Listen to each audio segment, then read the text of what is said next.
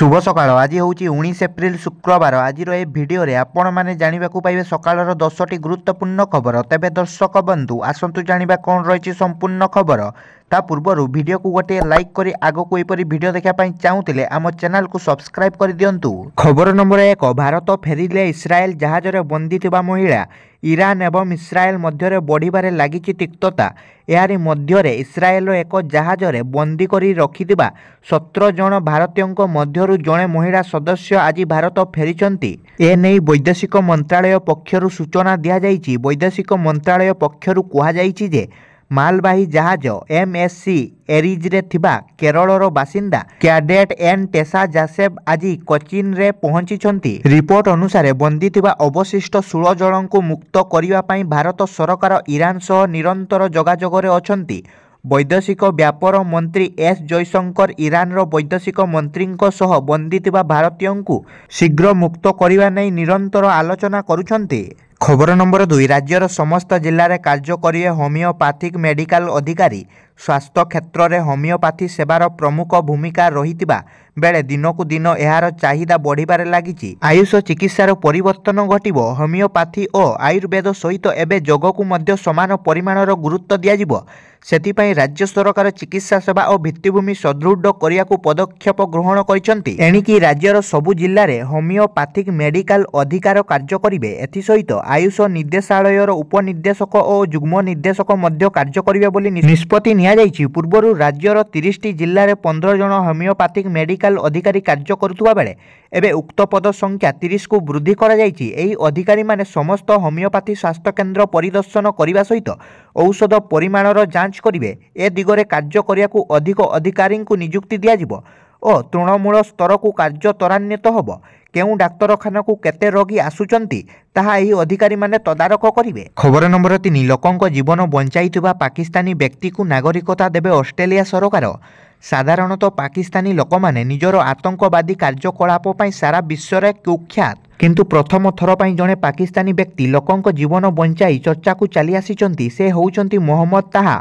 गत सप्ताह रे होइतिबा सिडनी शॉपिंग मॉल आक्रमण बेले से उक्त मॉल रे सुरक्षाकर्मी थिले। आक्रमण बेले से निज जीवन को विपन्न करी लोकंक जीवन बंचाई थिले। ऑस्ट्रेलिया सिडनी सहरर जो शॉपिंग मॉल रे छुरी आक्रमण रे 6 जनक मृत्यु घटी ताहा गुरुवार ठारू सर्वसाधारणक पई खोलिछि। ऑस्ट्रेलिया प्रधानमंत्री आंथोनी अल्बानीस कहिसंती जे आक्रमणकारी सह लड़िबा समय रे आहत होइतिबा पाकिस्तानी सुरक्षाकर्मी मोहम्मद ताहांकु नागरिकता देबा पई से विचार करिवे। खबर नंबर 4 पिकअप भैन रु 10 लाख टंका जबत। निर्वाचन समय रे जबत है 10 लाख टंका। बरगड़ टाउन थाना पुलिस द्वारा 10 लाख टंका जबत होईछि। निर्वाचन आचरण विधि लागिथिबा बेले लक्षाधिक टंका नहीं एक पिकअप भैन चालक बरगड़ सहर भितर को प्रवेश करुथुबा बेले हलदीपाड़ी छकटारे नाका चेकिंग बेले धरा पड़िछि चालक। तेबे चालक जनक हेले संबलपुर जिल्लार चूड़ामणि दरा बोली पुलिस सूचना देइछि। तेबे टंका काहींकी और केउ उद्देश्य रे नेउतिले से नै टाउन पुलिस अधिक तदंत जारी रखिछि। खबर नंबर 5 दुनियार तृतीय सबुठु बड़ रूपा उत्पादक कंपनी हैला हिंदुस्तान जिंक। दुनियार तृतीय सबुठु बड़ रूपा उत्पादनकारी कंपनी होईछि वेदांत ग्रुप हिंदुस्तान जिंक। गुरुवार कंपनी तरफरु एक विवृत्ति रे कहा जाइछि जे एक सर्वे अनुसार राजस्थान स्थित सिंधसर क्षुद्र खनि दुनियार द्वितीय सबुठु बड़ रूपा उत्पादनकारी खनि होईछि। गत वर्ष यह चतुर्थ स्थान रे रहितिला। हिंदुस्तान जिंक अध्यक्ष प्रिया अग्रवाल हेबर कहिसंती रूपा शक्ति संप्रसारण रे गुरुत्वपूर्ण भूमिका निभाई थाए। हिंदुस्तान जिंक उत्पादन रे वार्षिक 5% वृद्धि होईछि। तेबे उन्नत ग्रेड रे खनिज पिंड उत्पादन रे वृद्धि जगु एही सफलता हासिल करिछि कंपनी।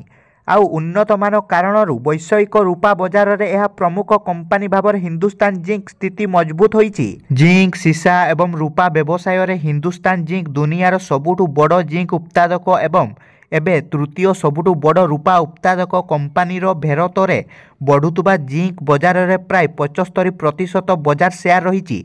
यार जिंक सीसा खनि एवं कारखाना समग्र राजस्थान रे परिव्याप्त।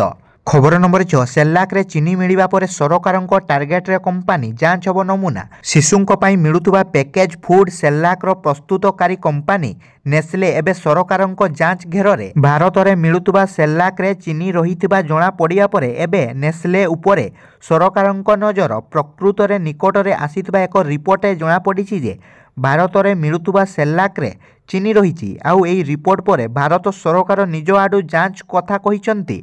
सूत्ररू मिलुतुबा सूचना अनुଯାयी कंज्यूमर प्रोटेक्शन एक्ट अनुଯାयी नेस्ले बेबी फूड नमूना जांच करा जिवो। खबर नंबर 7 दुई पड़ोशी राज्य रे आज मतदान सीमार कड़ा सुरक्षा आज प्रथम पर्याय मतदान प्रथम पर्याय निर्वाचन रे 21 राज्य और केन्द्र शासित अंचल मोट 102टी आसन पर मतदान हब एथिरे प्राय 1625 प्रार्थी भाग्य निर्धारण हब सकाळ 8टारू अपराह्न 5टा पर्यंत मतदान हब। ओडिशार दुई पड़ोशी राज्य छत्तीसगढ़ एवं पश्चिमबंग मतदान हब एई दुई राज्यर सीमा ओडिशा को लगी तेणु सुरक्षा दृष्टि सीमा उपरे कड़ा नजर रखा जाइछि। खबर नंबर 8 विश्व प्रसिद्ध रथयात्रा पाई पुरी रे रथ दौड़ी पहुंचला जुलाई 7 तारिख रे विश्व प्रसिद्ध रथयात्रा तेणु रथयात्रा पाई पुरी रे पहुंची रथ दौड़ी समुदाय 26टी दौड़ी गुरुवार श्रीमंदिर कार्यालय रे पहुंची। पुरी वीर प्रतापपुर रे थिबा ओडिशा समवाय कता निगम पक्षरु प्राय 1 मास धरी 14 जन कारीगर एही रथ दौड़ी प्रस्तुत करुतिले तेबे एही दौड़ी गुरुवार श्रीमंदिर प्रशासन कार्यालय रे पहुंची। 3 रथ पाई 14 खंड रथ टणा दौड़ी थिबा बेले आउटडोर इनर जेनेराल और पुलिस पाई 3टी लेखाएं समुदाय 12टी दौड़ी रही।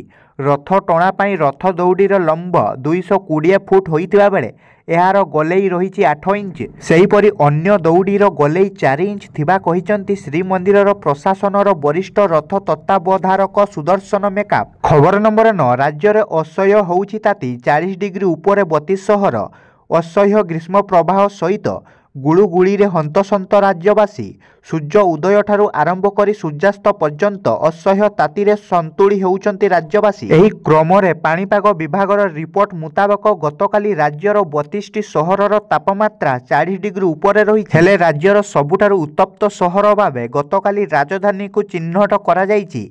भुवनेश्वर तापमात्रा 43.6 डिग्री उपरे रही Boudh 43.5 degree Angul 43.3 degree Jharsuguda 42.8 degree Baripada 42.6 degree Khordha और मालकानगिरी तापमात्रा 42.5 degree Titilagarh 42.5 degree Jagatsinghpur 42.3 degree रही।